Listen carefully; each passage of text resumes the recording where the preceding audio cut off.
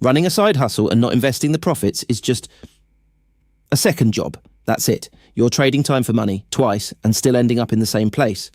We've been running vending machines for a while now, and the moment things actually changed for us wasn't when revenue went up. It was when we stopped letting the profits sit there doing nothing. In this video, you're going to see exactly where every pound of vending machine income goes, and the account choice we made might genuinely surprise you. Right, let's be honest about the numbers first, because without that, nothing else in this video makes sense. Our vending machines bring in roughly £600 to £800 a month in combined revenue. Sounds decent. But once you strip out the cost of stock, the machine rental or lease costs, fuel to restock, and the odd repair, you're left with a net profit closer to £300 to £400 a month. Some months more, some months less. That's the reality of a vending machine business in the UK. It's not a get-rich-quick thing. It's slow, steady, and mostly boring, which honestly is exactly what you want from a side hustle. Now £350 a month might not blow your mind. But here's where it gets interesting.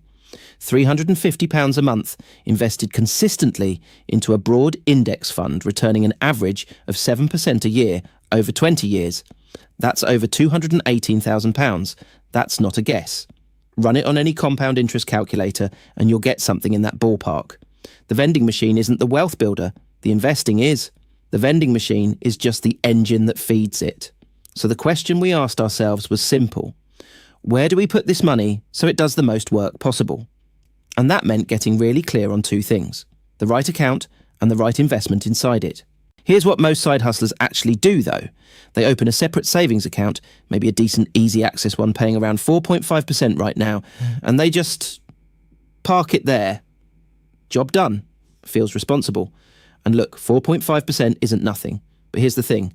Inflation in the UK has been running hot, and over the long run, cash savings consistently lose to equities.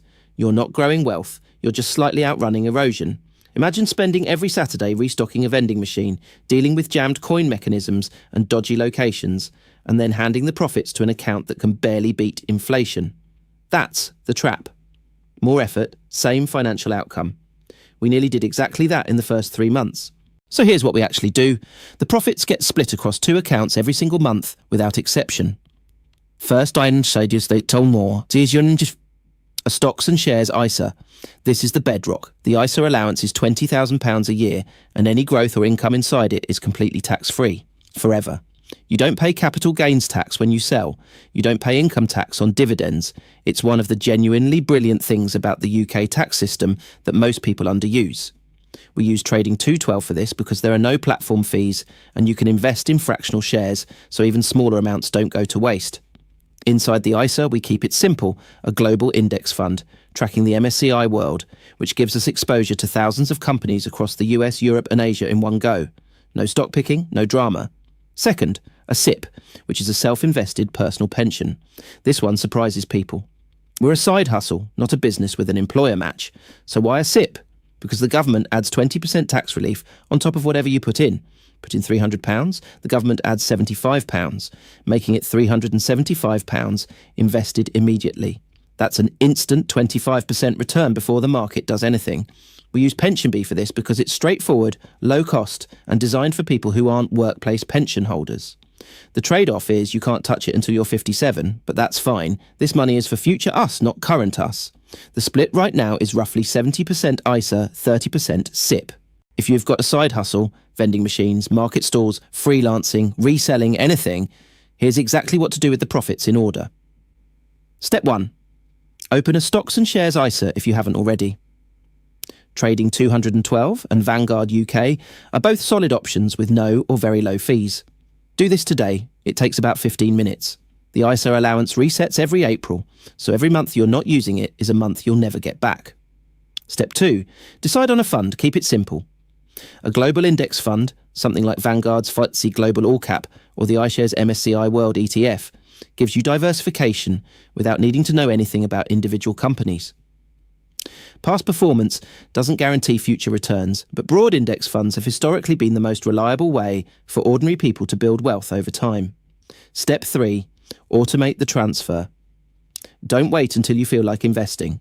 Set up a standing order from your business or side hustle account to your ISA on the same day every month. Make it boring. Make it automatic.